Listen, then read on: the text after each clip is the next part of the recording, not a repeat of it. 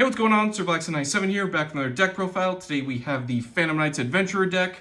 Didn't have enough cards for the Horse Engine, so I figured we'd dive back into 2022 and grab a few Destiny Hero and Adventurer cards to kind of splash up our Phantom Knights deck. We have plenty of ways to get stuff into the grave, so without further ado, let's jump into our extra deck as is tradition.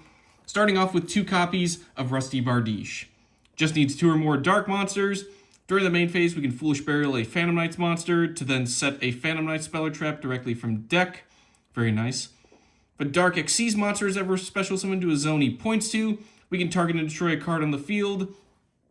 It also can't be used as link material, but really wouldn't want to get rid of him. I mean, already giving you spells and traps and removal, gotta keep him around. Next we have Cherubini, Ebon Angel of the Burning Abyss, 2 level 3s. Monsters at point 2 can't be destroyed by card effects, which is nice. And if it would ever be destroyed by battle or card effect, we can just send one other card we control to the graveyard instead. We can also Foolish Burial a level 3 monster from deck to grave to then give a Burning Abyss monster on the field the same attack and defense that the Foolish Burial monster had. Nice little way to, again, fill up our graveyard and also give a little bit of protection to some of the smaller monsters that it points to. Next we got Dark, the Dark Charmer Gloomy. Always treated as familiar possessed. Just needs 2 monsters, including a dark. We can also Monster Reborn a dark monster from our opponent's grave to a zone she points to. If she's ever destroyed, we can then search for a dark monster with 1500 or less defense, which is a good majority of our Phantom Knights, and a few other tech cards as well that we want to splash in. Nightmare Unicorn rounds out our links. 2 or more monsters with different names. If it's link summoned, we can discard a card to then target and shuffle back into the deck a card on the field.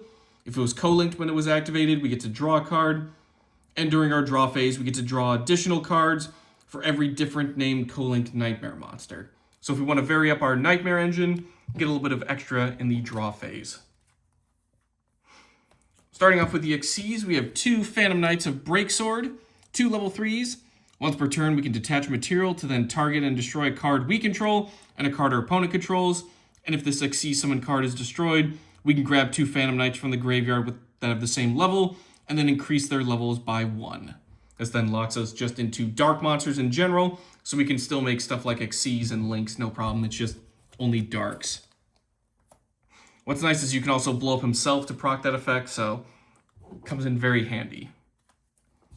1 Levier the Sea Dragon. Your Phantom Knights are going to get banished a lot, not just with stuff like Allure of Darkness, but literally their effects are to banish themselves for some sort of Phantom Knights interaction, so Levier lets us get those materials back by detaching a material from it to then grab a level 4 or lower banished monster. Just takes 2 level 3s similar to Breaksword, very handy to have. Next we got Dante, Traveler of the Burning Abyss. Same thing as Levier, just 2 level 3s. We can detach material from him to choose a number from 1 to 3. We send that many cards from top of the deck to grave, and then Dante gains 500 attack for each one sent to the graveyard this way. If he attacks, he goes to defense position. If he's ever sent to the grave, he then targets and recovers a Burning Abyss card, from graveyard back to hand. So a great way, again, get those Phantom Knights in the graveyard and get more of our plays going that way. Onto the rank 4s, we have Time Thief Redoer. Just needs 2 level 4s. During the standby phase, we attach the top card of our opponent's deck onto himself. And quick effect, we can attach up to 3 different types of materials to then give him effects based on what was detached. If it was a monster, we banish him until the end phase.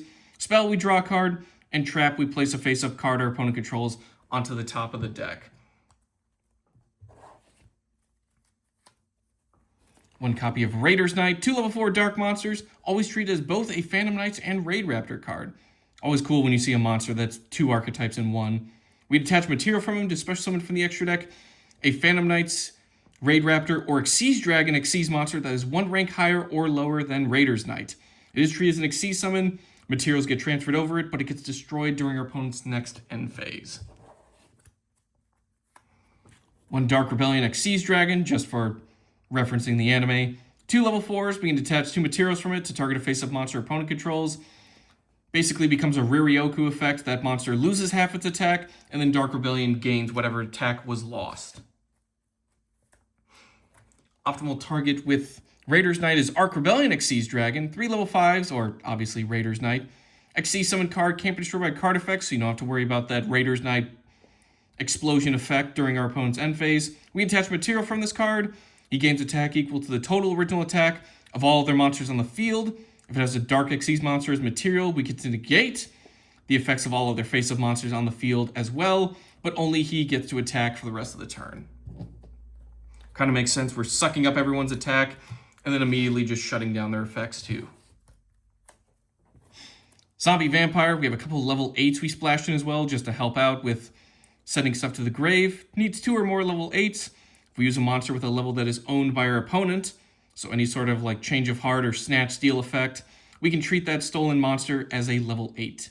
Neither player gets to target it with effects of special summon monsters unless those monsters came from the graveyard. But the main effect is we can detach material from him. Each player sends the top 4 cards of the deck to the grave, and then Zombie Vampire lets us Monster Reborn a monster sent from either of those piles, either ours or opponent. So again, just a great way to fill up your graveyard with Phantom Knights. And it wouldn't be an Adventurer deck if we also weren't including a Destiny Hero engine. Got 1 copy of Destroyer Phoenix Enforcer, 1 level 6 or higher hero monster, 1 Destiny Hero monster. Monsters bone controls lose 200 attack for each hero in the grave, so realistically they're losing 400. We get to also, as a quick effect, destroy 1 card we control and 1 card on the field. Ideally, you would target himself, or you could let Fusion Destiny blow himself up, because during the end phase, or the next standby phase, excuse me, if he's ever destroyed a Valor card effect, we get to special summon a Destiny Hero from the graveyard, which includes himself. So we can just constantly loop our Phoenix Enforcer. Though he's often prone to DD Crows or Called by the Graves, so just kind of keep that in mind as he hits the graveyard. He might be banished if our opponent has the resources for it. Moving on to the main deck, we're going to start with our Phantom Knights lineup. Starting us off is Torn Scales. Discard a card to send a Phantom Knights from deck to grave, and if another Phantom Knights card is in the graveyard and is banished, while Torn Scales is in the grave, we get to special summon him back, but banish him when he leaves the field. Phantom Knights will often banish themselves from the grave, as mentioned earlier, so this effect will go off quite often to revive himself, and then we can just keep Foolish Barreling more Phantom Knights. 3 copies of Silent Boots. We have a Phantom Knight monster, it's a free special summon. We also banish it from the grave to grab a Phantom Knight spell or trap from deck to hand. So this starts off our banish from graveyard for searching, and again, stuff like Leviair can easily recover it, so it's never really too far away or lost entirely. We can easily get him back. 2 Ragged Gloves gives a Dark Xyz monster that uses him as material 1,000 attack. It's also banished from the grave to Foolish Burial a Phantom Knights card from deck to grave. It is card as well, so we can easily grab some of our traps to graveyard, which do have banish effects as well. 2 Ancient Cloak. If he's in attack position, we can target a dark monster. Ancient Cloak goes to defense position. That monster gains 800 attack and defense until the end of the opponent's turn. We also banish him from the graveyard to then add a Phantom Knights card from deck to hand. So kind of the opposite. Now we're putting into the hand, which again includes spells and traps. So we can easily take advantage of some of those back row options as well if we need them. 2 Cloven Helm, which has like the coolest name ever. If a Phantom Knights card is ever sent to the grave, he gains 500 attack.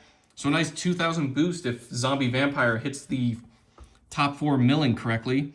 We also banish it from the graveyard. During the end phase of this turn, recover a Phantom Knights card from graveyard back to hand. And then finally our one-ofs, Fragile Armor and Stained Greaves.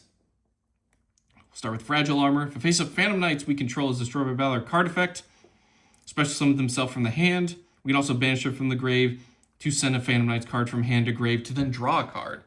So a nice way to, again, get rid of some of those cards to the hand to get them in the grave, and then immediately draw a card so we can get access to some of our other engine pieces. And then finally, Stained Greaves rounds up our Phantom Knights lineup. Phantom Knights monster is special summoned to our field, special summon from the hand, then increase its level, our choice, by 1. We also banish it from the grave to special summon a Phantom Knights monster from hand, and then of course we get the option to increase that monster's level by 1 as well. So again, nice way to go into some of those rank 3s if we just want to revive stuff, but we also get the option of rank 4s if we play our cards right. For our Adventurer engine, we have 3 copies of Water Enchantress of the Temple and 1 copy of Wandering Griffin Rider. Water Enchantress, if we control an Adventurer token, it's a free special summon. We'd also banish her from hand or grave to add a Rite of Armaseer from deck or graveyard to hand. And if we control an Adventurer token, we get to then place a field spell from deck that mentions adventure token into our field zone. Griffin Rider, during the main phase, if we control no monsters or control an adventurer token, it's a free special summon. And when a card or effect is activated while we control that adventurer token, shuffle him back into the deck to negate and destroy. Easy way to search him every turn, so even though he shuffles back, you get to easily recover him back with stuff like Faithful Adventurer. So he's never really too far away, even if he shuffles back. For our Destiny heroes, we have one Celestial and one Dasher. See, it's just like 2022 all over again. When Celestial declares an attack, we can target a face-up spell our opponent controls, destroy it, then burn them for 500, while we have no cards in our hand. On a different turn, Celestial was sent to the grave. We get to banish him and another Destiny hero to then draw 2 cards. So a nice little way to replenish our hand, especially when all of our Phantom Knights are stuck in the graveyard. If you emptied that hand, easily replenish it. Dasher, probably one of my favorite of all the Destiny heroes. Once per turn, we get to tribute one other monster to give him 1,000 attack until the end of the turn. If he attacks, goes to defense position, similar to Dante at the end of the battle phase. And once while he's in the grave, when we draw a monster during our draw phase, we can reveal it and special summon it. Very nice. And then finally, subbing in for our Horus engine, we have some danger monsters. Both of the level 8s, at being Bigfoot and Thunderbird. Both have pretty much similar effects. We get to reveal them in the hand. Our opponent chooses one random card from our entire hand to discard. If the discarded card was not Bigfoot or Thunderbird, it's a free special summon, and we get to draw a card. But if the discarded card was in fact Bigfoot or Thunderbird, Bigfoot targets and destroys face-up cards, while Thunderbird targets and destroys set cards. So even if they do get discarded, nice little removal. But if we do get them onto the field, that's Zombie Vampire right there, and we can immediately go to sending cards from top of the deck to grave, which hopefully, again, is our Phantom Knights. Moving on to the spells, we're starting off with Rite of Armaseer. Control no adventurer tokens. We get to free special summon a token. And if we don't control Faithful Adventure, we get to place that into the spell and trap zone. We get locked out of activating the effects of monsters on the field unless they were special summoned. So if we do end up using our normal summon on something like Torn Scales, we don't get to use its effect. But we have plenty of ways of reviving, special summoning, and swarming, so it's never really too much of an issue. Other spells include 2 Faithful Adventure and 1 Dracoback, the Rideable Dragon. Faithful Adventure, first time a monster we control that has an equip card equipped to it would be destroyed by battle. It is not, which is very nice. And during the main phase, we get to add a monster that mentions Adventurer token from deck to hand, then send 1 card from hand to grave. So this is how you retrieve your Griffin Rider every turn. Monsters, normal or special summon, we get to take an equip spell that mentions Adventurer token from deck and either add to the hand or equip it onto our Adventurer token. That card so happens to be Dracoback, the Rideable Dragon. Equip only to a monster we control. We only control 1 as well. And while it's equipped to a non-effect monster, we get to target a card our opponent controls and bounce it back to the hand. Dracoback is ever sent to the grave. We get to target an Adventurer token we control and equip him back onto it. So much like Griffin Rider, this guy's never too far away, and a nice little bit of removal, this time just bouncing stuff back to hand. Up next, we have 3 copies of Fusion Destiny. This is just so we can access our Destroyer Phoenix Enforcer. Fusion summon a fusion monster. By using Destiny heroes as material, we get to use them from hand or deck as well, which is very nice, but we destroy that monster during the end phase of the next turn, which, considering Phoenix Enforcer can always revive himself, it's never really a downside. This does, however, lock us into Dark Heroes for the rest of the turn, so probably the card you use last in your combo line. Moving on to our one-ofs, we have Reinforcement of the Army and Foolish Burial. This just lets us grab a level 4 or lower warrior monster or send a monster straight from deck to grave, which, in case of Phantom Knights, both are very nice. Alongside our one-ofs, we have Card Destruction and a full playset of Forbidden Droplet. Card Destruction, both players just send their entire hands to the grave and then draw the same amount. Just a nice way to restock and reload. And then Forbidden Droplets, send any number of other cards in our hand or field to grave to again target and negate any effect monsters our opponent controls up to the number of cards we sent. Their attack is also halved, which is very nice. In response to this card's activation, our opponent cannot activate cards of the same type as what was sent, monster, spell, and trap. So if we send just monsters, they're pretty much locked out of just responding with monster effects. Very terrifying. Moving on to our traps.